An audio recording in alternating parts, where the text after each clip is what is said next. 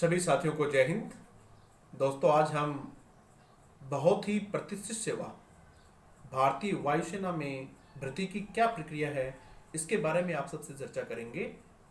हम आपको बताएंगे कि भारतीय वायुसेना में भर्ती की क्या प्रक्रिया है, क्या सिलेबस है उसका, एग्जाम का पैटर्न क्या है, कितने ग्रुप्स हैं, एक्स ग्रुप, वाई ग्रुप, किस ग्रुप में कौन कौन सी ट्रेड्स हैं, उनकी एजुकेशन क्वालिफिकेशंस क्या है, कौन बच्चा एग्जाम दे सकता है, कौन बच्चा एग्जाम नहीं दे सकता है, भर्ती प्रक्रिया कितने चरण होते हैं, मेडिकल वगैरह किस तरह से होता है, ग्रुप डिस्कशन में क्या होता है, सारी चीज़ें आप लोगों को आज हम आपको यहाँ साझा करेंगे। तो सबसे पहले मैं आप लोगों को बताता हूँ कि यदि आपको भारतीय वायुसेना में जाना है, भारतीय किसी भी सेना में जाना है, तो उसकी दो तरीके होते हैं। एक तो एज एन ऑफिसर जा सकते हैं आप लोग, और एक नॉन ऑफिसर जा सकते हैं। आज हम जो चर्चा करेंगे वो नॉन ऑफिसर्स की करेंगे। नॉन ऑफिसर में यदि आर्मी में कोई आदमी जाता है तो उसको सोल्जर कहते हैं, नेवी में जो आदमी जाता है उसको सेलर कहते हैं, और भारतीय वायुसेना में यदि कोई जाता है, इंडियन एयरफोर्स में कोई जाता है तो उसको एयरमैन कहते हैं। आज हम एयरमैन की भर्ती की प्रक्रिया जानेंगे। एयरमैन की भर्ती की जो अपनी प्रक्रिया है उसमें दो ग्रुप होते हैं। पहला जो ग्रुप है वो है एक्स ग्रुप, और दूसरा जो ग्रुप है वो है वाई ग्रुप। एक्स ग्रुप में कौन कौन सी ट्रेड्स होती हैं वो मैं आप लोगों को बताऊंगा। वाई ग्रुप में कौन कौन सी ट्रेड्स होती हैं उनकी हम चर्चा करेंगे। एक्स ग्रुप जो है ये मोस्टली टेक्निकल ग्रुप होता है।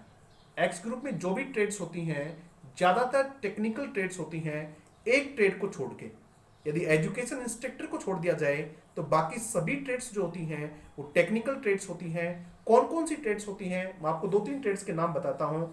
ऑटोमोबाइल फीटर होता है इसमें, उसके बाद इलेक्ट्रॉनिक फीटर होता है, इलेक्ट्रिकल फीटर होता है, मैकेनिकल सिस्टम फीटर होता है, स्ट्रक्चर फीटर होता है, वर्कशॉप फीटर होता है, और वेपन फीटर होते हैं। ये जो मैंने आप लोगों को ट्रेड बताई हैं ये एक्स ग्रुप की ट्रेड है। ये सभी टेक्निकल ट्रेड्स हैं। इसमें एक ट्रेड नॉन टेक्निकल होती है, और वो जो नॉन टेक्निकल ट्रेड होती है वो एजुकेशन इंस्ट्रक्टर की होती है। उसके बाद हम इसके दूसरे ग्रुप में आ जाते हैं, वाई ग्रुप। वाई ग्रुप में ज़्यादातर जो पोस्ट होती हैं, ज़्यादातर जो ट्रेड्स होती हैं वो नॉन टेक्निकल ग्रुप की होती हैं, मोस्टली नॉन टेक्निकल होती हैं। लेकिन इसमें भी कुछ एक दो पोस्ट जो हैं, एक दो जो ट्रेड हैं वो टेक्निकल होती हैं। तो इसमें पहली तो होती है टेक्निकल ट्रेड में कम्युनिकेशन टेक्नीशियन होता है। पहली ट्रेड जो इसमें वाई ग्रुप में टेक्निकल जो ग्रुप है ट्रेड है उसकी जिक्र कर रहे हैं हम। पहला होता है कम्युनिकेशन टेक्नीशियन होता है, और दूसरा होता है ऑटोमोबाइल टेक्नीशियन होता है। ये दो ट्रेड जो होती हैं, ये दो जो पोस्ट होती हैं ये टेक्निकल होती हैं। बाकी सभी की सभी इसमें नॉन टेक्निकल होती हैं।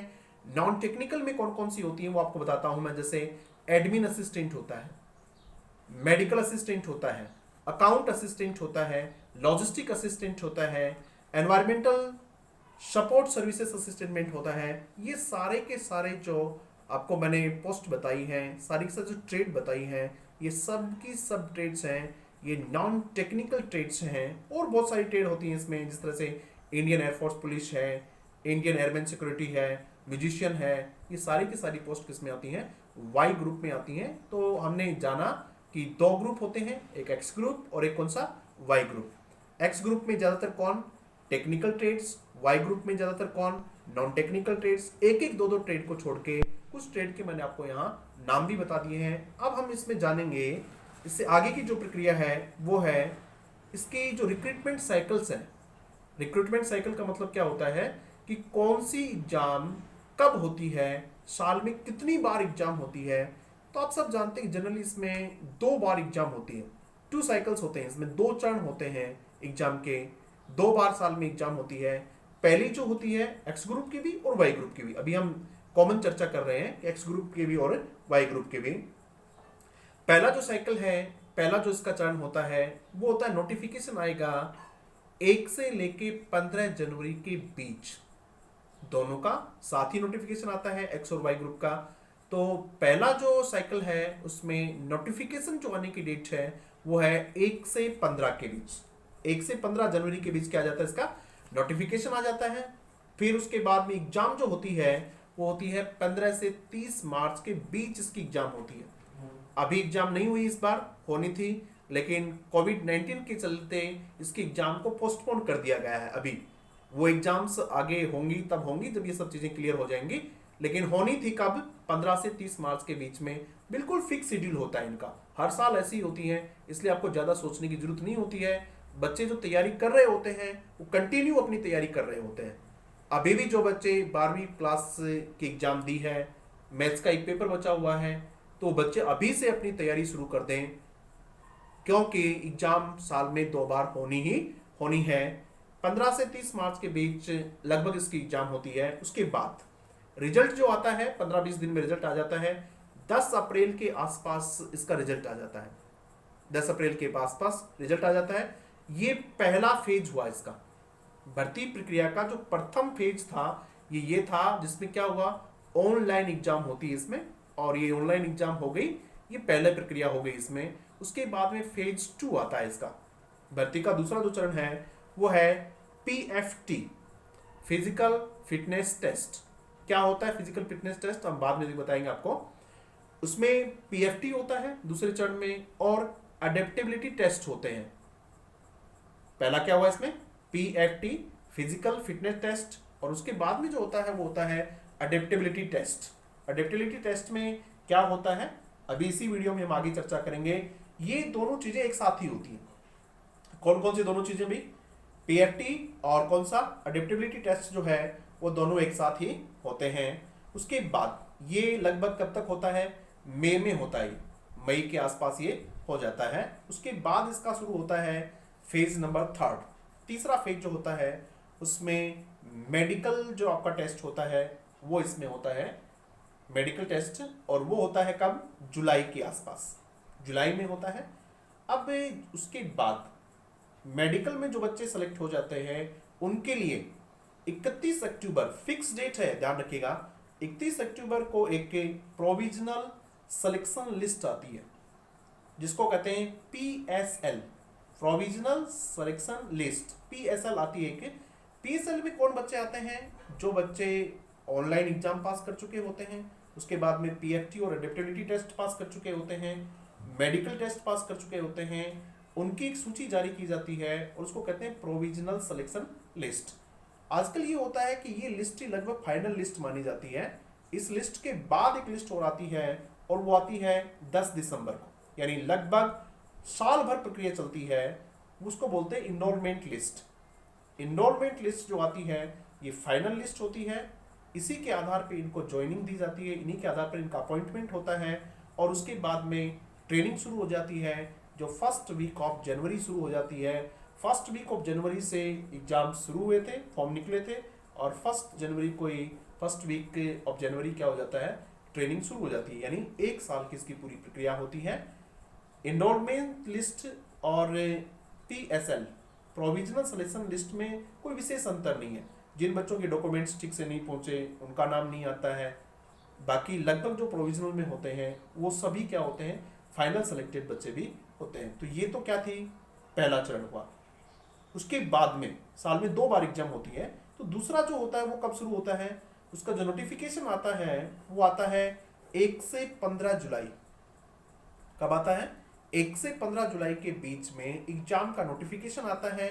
और उसके बाद एग्जाम कब तक, 15 से 30 सितंबर के आसपास क्या होती है, एग्जाम शुरू हो जाती है। वही ऑनलाइन एग्जाम होनी है, अलग अलग सेंटर्स होते हैं जहां इनकी एग्जाम होती है। उसके बाद में रिजल्ट 10 अक्टूबर के आसपास इसका रिजल्ट आ जाता है। कब, जुलाई में प्रक्रिया शुरू हुई, सितंबर में एग्जाम हो गई, और 10 अक्टूबर के आसपास इसका क्या आ जाता है, रिजल्ट आ जाता है। रिजल्ट के साथ ही आप जानते हैं पहला चरण कंप्लीट हो जाता है, जो रिटन एग्जाम का होता है, ऑनलाइन एग्जाम का होता है, वो कंप्लीट हो गया। उसके बाद में फिर वही प्रक्रिया फेज सेकंड में, दूसरे चरण में क्या, PFT फिजिकल फिटनेस टेस्ट, उसके बाद में अडेप्टेबिलिटी टेस्ट, ये होने हैं। उसके बाद में ये कब तक, नवंबर के आसपास तक हो जाते हैं। उसके बाद में जो बच्चे, हाँ ये बता देता हूँ आप लोगों को कि PFT और अडेप्टेबिलिटी जो टेस्ट होते हैं ये क्वालिफाइंग टेस्ट होते हैं। मेरिट जो बनती है वो इनकी नहीं बनती है। मेरिट तो जो आपकी ऑनलाइन एग्जाम होती है उसी पे बनती है। ऑनलाइन एग्जाम में क्या सिलेबस है, पेपर का पैटर्न क्या है, वो भी आज ही हम चर्चा करने वाले हैं इसी वीडियो में, इसलिए आप इसको अंत तक देखते रहें। फेज थर्ड में मेडिकल हो गया, जो बच्चे मेडिकल में सेलेक्ट हो जाते हैं उनके लिए वही कौन सी PSL प्रोविजनल सिलेक्शन लिस्ट आती है। प्रोविजनल सिलेक्शन लिस्ट के बाद एनरोलमेंट लिस्ट आती है 10 जून के बाद, और जुलाई में इसकी भी ट्रेनिंग शुरू हो जाती है। तो साल में 2 बार है। जो बच्चे तैयारी कर रहे हैं उनको कंटिन्यू तैयारी रखनी चाहिए। हो सकता है कि पहले वाले चरण में उनका नहीं हुआ तो उसमें किस में हो जाता है, दूसरे में हो जाता है। और पहले में तो जो बच्चे बहुत ब्रिलियंट होते हैं उनका ही होता है। साल भर की तैयारी आपको मिनिमम चाहिए, इसमें कम से कम साल भर की तैयारी तो आपको इसमें चाहिए ही चाहिए। उसके बाद अपन देखते हैं एलिजिबिलिटी क्राइटेरिया क्या है, क्या एलिजिबिलिटी होनी चाहिए इसमें। सबसे पहली बात तो ये है कि ये सिर्फ भारतीय पुरुषों के लिए, यानी क्या है, जेंडर में है तो सिर्फ मेल लोग इसमें, यानी पुरुष है, मेल चाहिए इसमें, यानी ये लड़कियों या महिलाओं के लिए नहीं होती है, ये जाने। दूसरा ये है कि वैवाहिक जो आपका स्तर है वो क्या होना चाहिए, अविवाहित होने चाहिए, यानी सिर्फ अनमैरिड लोग जो हैं वही इसमें क्या कर सकते हैं, अप्लाई कर सकते हैं। एज क्या होनी चाहिए, 16 से 20 वर्ष के बीच इसकी एज होनी चाहिए। पहला क्या देखा हमने कि सिर्फ लड़कों के लिए है, दूसरा कौन सा, अविवाहित लड़कों के लिए है, तीसरा क्या देखा हमने इसमें, एज 16 से लेके 20, यानी जो ही आप 12वीं क्लास पास करते हैं आप योग्य होते हैं इसके लिए। और साल 2 साल में आपको बहुत अच्छी मेहनत करके 16-17 साल की उम्र में आपको जॉब मिल जाती है, और बहुत जल्दी जॉब। मैं ये मानता हूं कि यदि कोई जॉब बहुत सम्मानजनक जॉब है, कोई बहुत प्रतिष्ठित नौकरी है, तो वो भारतीय वायुसेना की जॉब है। बहुत शानदार रॉयल सर्विस जिसको मैं कहता हूं, वो ये रॉयल सर्विस है।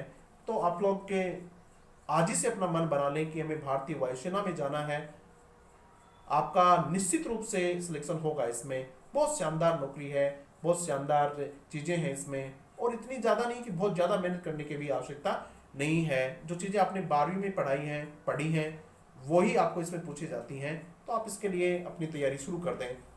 एजुकेशन क्वालिफिकेशंस क्या है इसमें देखिएगा। पहले एक्स ग्रुप के लिए देखते हैं। जो बच्चा एक्स ग्रुप में जाना चाह रहे वो क्या होना चाहिए, 12th पास होना चाहिए बच्चा, 12वीं क्लास पास होना चाहिए। 12वीं क्लास में भी उसके फिजिक्स होना चाहिए, मैथमेटिक्स होना चाहिए, और इंग्लिश हमारे यहाँ कंपलसरी वो सबके होता ही है। तो 12वीं क्लास उसको 50% अंक के साथ पास होनी चाहिए एग्रीगेट। इसके साथ ही इंग्लिश में भी उसको 50% नंबर चाहिए। एक बार इसको समझ लो क्या कहना चाह रहा हूँ। किसी बच्चे ने मानो 70% मार्क्स आ गए उसके टोटल, लेकिन उसके इंग्लिश में 48 नंबर आए, मानो 48 आए उसके, तो वो बच्चा इस एग्जाम की तैयारी नहीं कर सकता, क्योंकि इंग्लिश में अलग से 50% नंबर उसके चाहिए ही चाहिए, और उसकी जो टोटल परसेंट है वो भी क्या होनी चाहिए, 50% होनी चाहिए। ये है। इसके अलावा यदि किसी बच्चे के पास 3 साल का कोई डिप्लोमा है किसमें, किसी भी इंजीनियरिंग स्ट्रीम में, तो वो बच्चे भी इसके लिए योग्य होते हैं, एलिजिबल होते हैं, किसी भी स्ट्रीम में हो। कितने साल का, 3 साल का कोई डिप्लोमा उनके पास है, वहाँ भी वही बात है, कितने मार्क्स होने चाहिए, 50% मार्क्स होने चाहिए। उसके साथ ही इंग्लिश में भी कितने मार्क्स होने चाहिए, 50% मार्क्स उसके होने चाहिए। उसके बाद अपन देखते हैं वाई ग्रुप में क्या है। वाई ग्रुप में किसी भी स्ट्रीम में, आर्ट्स, कॉमर्स, साइंस में मैथ्स और बायोलॉजी किसी में भी हो, वो 12वीं क्लास पास होना चाहिए। पहली बात ये है, बाकी चीज़ें सेम हैं। 12वीं क्लास में 50% आने चाहिए। 12वीं क्लास में 50% के साथ ही उस बच्चे को इंग्लिश में भी 50% मार्क्स लाना अनिवार्य है। 50% नंबर उसके इंग्लिश में भी होने चाहिए, या फिर किसी में या तो ये हो, या फिर कोई भी 2 साल का वोकेशनल कोर्स होता है। वोकेशनल कोर्स में कौन कौन सी चीज़ें होती हैं, जिस तरीके से किसी ने कोई वोकेशनल कोर्स होता है, एग्रीकल्चर वगैरह किया हुआ है, या कोई और इस तरह का कोर्स उसने किया हुआ है, तो ये चीज़ें इसमें एक पोस्ट और होती है मेडिकल असिस्टेंट की। वाई ग्रुप में हमने बताया था ना, मेडिकल असिस्टेंट इसमें होता है, एडमिन असिस्टेंट होता है, बहुत सारी पोस्ट मैंने आपको बताई थी, म्यूजिशियन होता है, इंडियन एयरफोर्स पुलिस होती है, ये सारी चीज़ें वाई ग्रुप में थी। उसमें एक पोस्ट होती है मेडिकल असिस्टेंट, उसके लिए 50% बायोलॉजी, फिजिक्स और केमिस्ट्री चाहिए उसके लिए। मेडिकल असिस्टेंट वाले जो ट्रेड है, वो पोस्ट है, उसके लिए 50% बायोलॉजी, फिजिक्स और केमिस्ट्री चाहिए, बाकी 50% मार्क्स उसके इंग्लिश में यहाँ भी होने आवश्यक है। तो ये चीज़ें हमने आपको कुछ बताई। उसके बाद देखिएगा पेपर का पैटर्न क्या होना है, उस पर भी चर्चा कर लेते हैं आप लोगों से। पेपर का क्या पैटर्न होना चाहिए, कौन कौन सी चीजें आपसे पूछी जाती हैं इसमें, यानी सिलेबस और पैटर्न दोनों पे चर्चा करते हैं। पहली बात यह है कि पेपर ऑब्जेक्टिव होना है, पेपर ऑनलाइन होना है। उसके बाद में पेपर बाइलिंगुअल होना है। बाइलिंगुअल का मतलब दोनों भाषाओं में, हिंदी और इंग्लिश दोनों भाषाओं में पेपर छपेगा। उसके बाद देखिएगा एक्स ग्रुप का हम पैटर्न देखते हैं। एक्स ग्रुप में कौन कौन से सब्जेक्ट पूछे जाएंगे, तो सबसे पहले आप जाने मैथ्स पूछा जाएगा, उसके बाद में फिजिक्स, और उसके बाद में इंग्लिश। यानी तीन ही सब्जेक्ट होते हैं, फिजिक्स, मैथ्स और इंग्लिश। टोटल क्वेश्चन कितने पूछे जाएंगे, क्वेश्चंस की जो संख्या होगी वो कितनी होगी, 70 क्वेश्चंस पूछे जाएंगे। 70 कैसे, 25 क्वेश्चंस आपसे पूछे जाएंगे मैथमेटिक्स में, 25 क्वेश्चंस आपसे फिजिक्स में, और इंग्लिश में पूछे जाएंगे 20 क्वेश्चंस। 25, 25, 50 और 20, 70 हो गए ये। उसके बाद में टाइम क्या मिलेगा आपको, 20 मिनट मिलेंगी आपको मैथमेटिक्स के लिए, 20 मिनट मिलेंगे आपको फिजिक्स के लिए, और 20 मिनट किसके मिलेंगे, इंग्लिश के लिए। इसमें एक बात आपको ध्यान में रखना है कि ये पर्टिकुलर सब्जेक्ट का टाइम है 20 मिनट। ऑनलाइन एग्जाम होगा, पहले विंडो खुलेगी मैथमेटिक्स की, तो मैथमेटिक्स को आपको 20 मिनट तक सिर्फ मैथमेटिक्स की विंडो ही आपके सामने रहेगी, यानी मैथमेटिक्स का क्वेश्चन पेपर है वही आपके सामने रहेगा। इसलिए आप पे उस 20 मिनट में ऐसा नहीं है कि आपकी इच्छा होगी मैं इंग्लिश के देख लूँ, ऐसा नहीं हो सकता। जो ही 20 मिनट हो जाएंगी वो विंडो बंद हो जाएगी, उसके बाद फिजिक्स खुलेगी, अगले 20 मिनट तक फिजिक्स रहेगी, तो आप सिर्फ फिजिक्स पढ़ेंगे। उसके बाद आप इंग्लिश की विंडो खुलेगी तब इंग्लिश होगी, ठीक है। उसी तरह से अब अपन आते हैं वाई ग्रुप का क्या पैटर्न, क्या सिलेबस रहेगा। वाई ग्रुप में इंग्लिश के 20 क्वेश्चन होंगे, वही 20 मिनट आपको मिलेंगी, पहले विंडो खुलेगी 20 मिनट तक वही रहेगी। रागा, रागा क्या है भाई, reasoning and general awareness, RAGA। दूसरा जो पेपर होता है रीजनिंग एंड जनरल अवेयरनेस का होता है, इसके आपको 30 क्वेश्चंस पूछे जाएंगे, और कितने मिनट मिलेंगे आपको, 25 मिनट मिलेंगे। यानी इसका जो समय रहेगा वो 45 मिनट्स का रहेगा। क्वेश्चंस की जो संख्या रहेगी वो कितनी रहेगी, 50 रहेगी। समझ में आ रहा है चीजें। 25 जो क्वेश्चन होंगे वो रागा से पूछे जाएंगे, सॉरी 30 क्वेश्चंस, मिनट कितनी होंगी, 25, इसमें इंग्लिश के 20 क्वेश्चन, और मिनट भी कितनी होनी है, 20 होनी है। तो ये चीजें थी अपनी वाई ग्रुप की। अब होता क्या है, कई बच्चे एक्स और वाई ग्रुप दोनों की साथ एग्जाम देना चाहते हैं, वो दोनों का फॉर्म भर देते हैं। तो उनके लिए क्या होता है, इंग्लिश जो है वो कॉमन है, और उसके साथ उसमें रागा को और जोड़ दिया जाता है, और रागा के वही 30 क्वेश्चन पूछे जाएंगे, और वही 25 मिनट होनी है। यानी जो बच्चा कॉमन एग्जाम देगा एक्स और वाई ग्रुप की, वो क्या देगा, मैथमेटिक्स के 25 क्वेश्चन 20 मिनट, उसके बाद में फिजिक्स के 25 क्वेश्चन 20 मिनट, उसके बाद में इंग्लिश के 20 क्वेश्चन 20 मिनट, उसके बाद में रागा के 30 क्वेश्चन और 25 मिनट। यानी टोटल उसके पास क्वेश्चन ये हो जाएंगे, और मिनट क्या हो जाएंगी, ये हो जाएंगे उसके पास, कॉमन जो देगा उनका। उसके बाद जानिएगा नेगेटिव मार्किंग है कि नहीं है। हाँ, नेगेटिव मार्किंग है, 1/4 नेगेटिव मार्किंग होती है। यानी यदि आपने सही क्वेश्चन किया तो आपको 1 मार्क्स मिलेगा, यदि वो आपका क्वेश्चन गलत हो गया तो 0.25% आपके मार्क्स उसके कट जाएंगे। 20-25 दिन में रिजल्ट आ जाता है, और रिजल्ट के बाद में इसकी जो दूसरी प्रक्रिया है वो शुरू होती है। वो देखते हैं दूसरी प्रक्रिया में क्या क्या चीज़ें आपको देखनी होती हैं, उसके बारे में हम इसमें जान लेते हैं।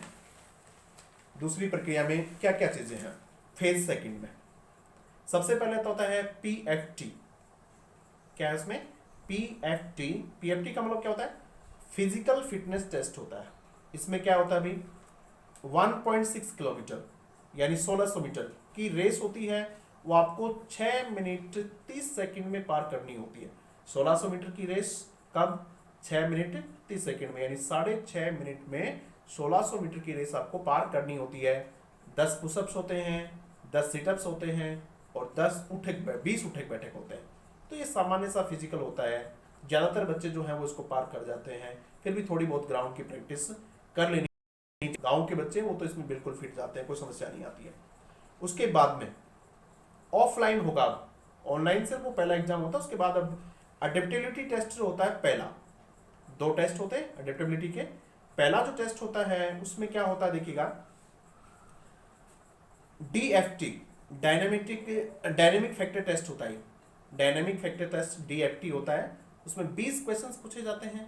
20 क्वेश्चन में इंग्लिश के जो 20 क्वेश्चन होते हैं 15 मिनट में पूछे जाते हैं। एक तो ये होता है एडेप्टेबिलिटी टेस्ट, ये ऑफलाइन टेस्ट होता है। उसके बाद ऑफलाइन में भी ये क्वालिफाइंग होता है, इसलिए ज़्यादातर बच्चे इसको पास कर जाते हैं। उसमें फिर SRT होता है, सिचुएशन रिस्पॉन्स या रिएक्शन टेस्ट होता है। SRT, situation reaction test. इसमें क्या होता है, 5 क्वेश्चन जो होते हैं वो तो इसमें 5-6 क्वेश्चन रीजनिंग के होते हैं, और बचे हुए जो क्वेश्चन होते हैं उसमें सिचुएशन दी जाती है। 4 ऑप्शन दिए जाते हैं कि आप किस सिचुएशन में किस प्रकार से रिएक्ट करेंगे, वो इसमें होता है। उसके बाद में इसका रिजल्ट आ जाता है। उसके बाद में अडेप्टेबिलिटी टेस्ट 2, अभी जो मैंने आपको बताया वो अडेप्टेबिलिटी टेस्ट फर्स्ट में कितने एग्जाम होने हैं, 2 एग्जाम होने हैं। दोनों के दोनों कैसे होने हैं, ऑफलाइन होने हैं। पहला कौन सा होता है, DFT होना है। दूसरा कौन सा है, SRT होना है। उनमें आना क्या है, DFT में 20 क्वेश्चन होते हैं जो इंग्लिश के होते हैं, 15 मिनट का होता है। SRT में 5-6 क्वेश्चन रीजनिंग के होते हैं। बचे हुए क्वेश्चन कैसे होते हैं, इस तरह के होते हैं। अब आता है इसमें अडेप्टेबिलिटी टेस्ट 2, उसमें होता है GD, ग्रुप डिस्कशन होता है। ग्रुप डिस्कशन में क्या होता है कि 15-15 बच्चों के ग्रुप बना दिए जाते हैं। उन बच्चों को एक पेपर दिया जाता है। पेपर में कोई आर्टिकल होता है, जिस तरह से डोगरी का हो गया, वो उनको कहा जाता है कि आप इसको एक बार पढ़ लीजिएगा। वो बच्चे उसको पढ़ लेते हैं। उसके बाद में उसी के संबंधित कुछ क्या होता है, 1 मिनट को उनका अपना इंट्रोडक्शन का होता है। उसके बाद में सभी बच्चे उस दिए हुए बिंदु पे, ऐसा नहीं कुछ भी होता, ऐसा नहीं होता, वो आपको दिया जाता है, उसको आप पढ़ लें और उसके ऊपर फिर आपको ग्रुप डिस्कशन के लिए किया जाता है। ये सब पास करने के बाद एक मेडिकल एग्जाम के लिए आपका अपॉइंटमेंट लेटर आता है। फिर मेडिकल होता है, और मेडिकल के बाद में अभी आपको हमने बताई कि प्रोविजनल लिस्ट आती है, और प्रोविजनल लिस्ट के बाद में एनरोलमेंट लिस्ट आती है। तो ये जानकारी थी आपको X और Y ग्रुप के बारे में। हमने आपको ज़्यादातर जानकारी बताने का प्रयास किया है, और फिर भी यदि आप इसके बारे में कुछ जानना चाहें तो आप कमेंट बॉक्स में लिख के हमें ज़रूर बताइएगा। मैं इतना बता सकता हूँ आपको कि ये सबसे प्रतिष्ठित सेवा है, बहुत कम मेहनत में सेवा को पाया जा सकता है, इसलिए आज ही से अपनी तैयारी शुरू कर दें। जय हिंद, जय भारत।